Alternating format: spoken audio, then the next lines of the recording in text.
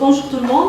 Alors, pour ma part, je vais vous éloigner un tout petit peu de votre univers travail, étudiant, entreprise, université, pour vous emmener voir un univers qui va vous intéresser certainement et sans lequel vous n'allez pas pouvoir réaliser malheureusement vos projets. Alors, c'est celui des langues. C'est le domaine linguistique. Le projet que je vais vous présenter maintenant s'intitule Langue et emploi, langue et travail. Et il a été proposé dans un autre cadre, un tout petit peu loin de celui de l'enseignement étudiant, ainsi de suite.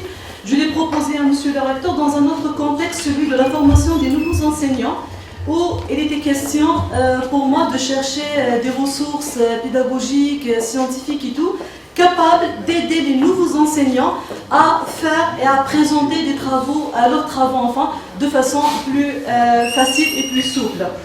Alors, le plan que je vais adopter aujourd'hui, il comporte 4 parties. La première, une présentation du projet. La deuxième, je vais être très direct et très, je vais mettre l'accent sur tout ce qui est palpable, tout ce qui est vraiment dynamique dans ce dispositif. Les activités pédagogiques, les activités scientifiques et, comme dernier point, je vais vous proposer quelques perspectives que nous avons jugées, moi et mon équipe, extrêmement important et opérationnel. Alors la présentation du projet là, j'ai fait exprès de laisser tout le texte comme ça pour que l'audience, vous puissiez me suivre. Le projet en lui-même s'inscrit dans une perspective un peu plus large que celle des langues, de l'emploi. Il s'agit d'intégrer l'université et le domaine socio-professionnel dans un univers de mondialisation, d'internationalisation et des langues, surtout les langues. Lorsque je vous dis la langue, et pourquoi j'ai mis, si vous me permettez là de revenir un tout petit peu en arrière, je suis désolée, pourquoi j'ai mis le S entre parenthèses, c'est pour 2 raisons. Alors la première, c'est à cause de ma formation. Quand je suis prof de français, j'avais peur que les gens vont me dire « Ah, c'est bon, là le projet il est fait par une enseignante de français, en français, pour les gens qui font français ». Pas du tout. Je suis certes enseignante de français, mais le projet là, il est ouvert à toutes les autres langues. Qu'elles soient nationales et même internationales, et même nationales. C'est-à-dire que ça n'a absolument rien à voir avec ma formation. Et deuxièmement, le S là, entre parenthèses, signifie tout simplement que l'univers de l'emploi, l'univers du travail n'a jamais été unilingue. Il n'y a aucune entreprise, qu'elle soit nationale ou internationale, qui utilise une seule langue. Si elle a une langue de travail qu'elle impose, les employés ne parlent pas automatiquement entre eux et dans leur pratique langagière quotidienne la langue imposée par l'entreprise. D'où l'importance d'initier, de sensibiliser et l'employeur et les employés à la question linguistique. Alors, je vais entrer directement dans le vif du sujet. La première partie sur laquelle on a travaillé avec mes collègues sont les activités pédagogiques. La première activité qu'on vous propose, c'est des sessions destinées à présenter le monde de l'emploi et les acteurs socio-économiques aux étudiants. Alors sur ça, je ne suis pas très inquiète parce que déjà Madame Noura Mansouri avec toute l'équipe qui travaille avec elle ont l'habitude justement d'organiser des salons de l'emploi au niveau du bloc des lettres. Je me souviens très bien, chaque année, il y a une manifestation comme ça dans laquelle les étudiants rencontrent les acteurs économiques. Mais là, il ne s'agit pas de faire la même chose. Madame Mansouri travaille dans un cadre un peu professionnel avec les entreprises. Nous allons viser le côté linguistique de la chose. Nous allons exploiter tout ce qui est monde de l'emploi et tout, afin de favoriser, afin de sensibiliser les étudiants au fait que la langue n'a jamais été un handicap. Et Romain, lorsqu'il parle déjà, ils vous disent tout simplement, je ne vais plus avoir et je ne pourrai jamais avoir tel poste parce que je ne parle pas telle langue. Et ça, c'est un handicap. Alors, une session, une activité comme celle qu'on vous propose ici va permettre à nos étudiants d'être plus ouverts, d'être plus tranquilles, d'être plus à l'aise avec le domaine professionnel. La deuxième activité, c'est une activité ludique. C'est pour ça que je vous mets là une petite image, ce qu'on appelle les ateliers d'écriture. D'habitude, dans notre département, j'ai l'habitude, département de français, ou même au niveau du CEL, on a l'habitude de proposer des ateliers d'écriture littéraire. Où il est question de décrire une personne, raconter une histoire, raconter sa journée et tout, juste pour initier les gens, pour les pousser un tout petit peu à écrire, à produire un truc, un texte écrit. Là, il ne s'agit pas de la même chose. C'est certes le même protocole, mais l'idée est un tout petit peu différente. Nous allons les initier tout simplement à l'écriture administrative et professionnelle. Là, les objectifs sont multiples. J'ai préféré mettre juste quelques-uns, permettre aux étudiants d'exprimer leurs pensées, présenter des techniques de rédaction, focalisation sur les communications administratives et tout. Et c'est plus qu'un outil.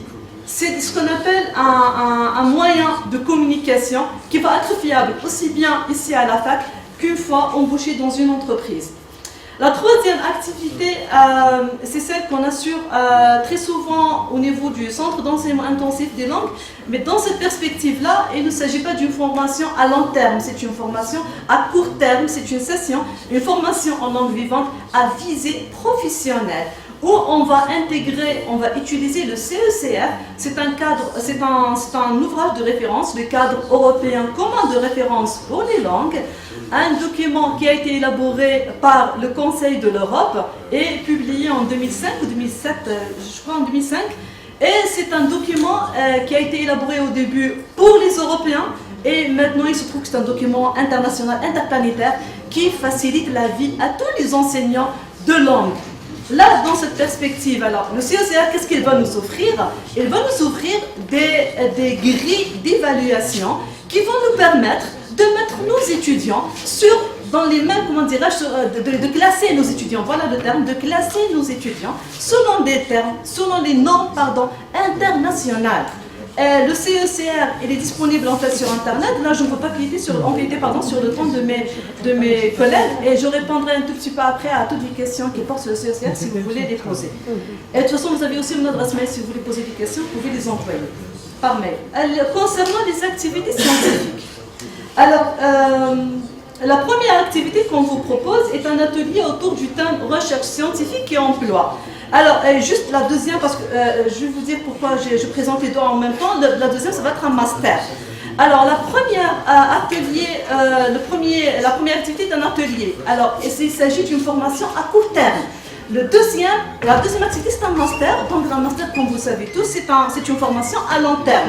Je vous présente juste la première, commençons par la première, recherche scientifique et emploi. Les objectifs, comme d'habitude, sont multiples, mais là, j'ai retenu uniquement quelques objectifs. Permettre aux étudiants de définir un projet de recherche à partir d'un domaine d'emploi bien défini. Envisager de nouvelles problématiques, un tout petit peu, je ne dis pas écartées, je ne dis pas loin, mais nouvelles. On a l'habitude de travailler sur les langues, comment telle personne parle, les Constantinois comment ils parlent, les Algérois comment ils parlent. Là, on va initier nos étudiants à proposer des problématiques en rapport direct avec le domaine de l'emploi. Définir et présenter de nouvelles pistes épistémologiques et méthodologiques aux étudiants. Je reviendrai sur ce point après avec le master. Alors, la deuxième activité est un master langue et emploi. C'est un master professionnalisant. Alors, j'ai déjà évoqué la question très très rapidement avec M. le recteur, ça a attiré son attention. J'ai évoqué la question aussi avec M. le doyen. Il était très, très chaud à l'idée. Le canevas il est presque finalisé, j'avais peur encore une fois d'empiéter sur le temps de mes collègues et je n'ai pas intégré quelques extraits de ce canevas. Alors là je vous donne vraiment les grandes pistes.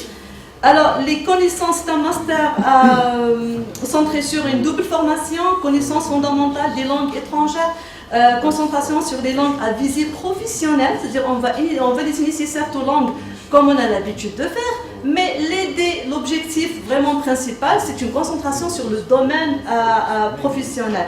La connaissance de l'entreprise et de la vie économique, et j'ai mentionné en bas en jaune, parce que c'est un élément sur lequel je vais revenir un tout petit peu après, dans les perspectives. Parmi les orientations épistémologiques de ce dispositif, une méthodologie de spécialité pour la conception et l'élaboration des outils didactiques selon les besoins, c'est-à-dire selon les besoins de chaque orientation de l'emploi. On ne va pas élaborer, on ne peut pas utiliser le même matériel didactique, épistémologique, méthodologique dans tous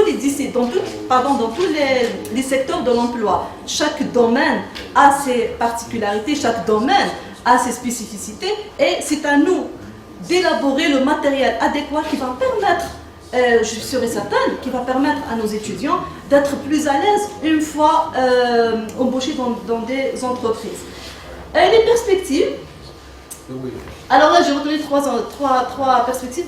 Je ne veux pas que les gens disent qu'elle est gourmande et qu'elle est un peu rêveuse. J'ai mis uniquement 3 éléments que j'estime quand même réalisables. C'est un projet justement pour le master, il n'est pas coûteux, ça ne coûte absolument rien à l'université, c'est gratuit. Donc, même les perspectives ici sont presque, toutes les idées ici sont gratuites. Alors, on peut, à partir de ce projet, de ce dispositif, élaborer un matériel didactique adéquat selon le contexte local, selon nos besoins.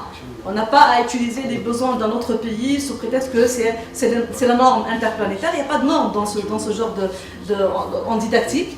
Adaptation du CECR aux différentes exigences socio-professionnelles relatives au contexte local. Le CECR, c'est un document, comme je l'ai déjà dit, international. Il est utilisé partout, mais dans certains contextes, comme l'Algérie, on a vraiment besoin d'adapter ces particularités à nos particularités. Comme dernier point, élaboration de plateformes d'enseignement des langues pour l'emploi. Nous avons des plateformes ici à la fac, nous avons e-learning, nous avons d'autres sites pour des formations à distance. C'est magnifique tout ça, oui d'accord, mais on a besoin, il me semble, d'élaborer, de mettre en place des plateformes qui concernent l'enseignement, apprentissage des langues à visée professionnelle, qui vont permettre vraiment, qui vont répondre vraiment aux besoins de nos étudiants, qui se trouvent aujourd'hui incapables d'utiliser un stylo et qui aiment utiliser, qui adorent utiliser des outils numériques et informatiques. Donc, c'est un dispositif qui va permettre qui va nous permettre à nous, et qui va permettre à nos étudiants, et qui va permettre à nos entreprises de travailler en collaboration et d'être vraiment en harmonie dans nos démarches, comment dirais-je, professionnelles. Sur ça, je vous dis merci pour votre attention. Et si vous avez des questions à poser, je suis là pour répondre.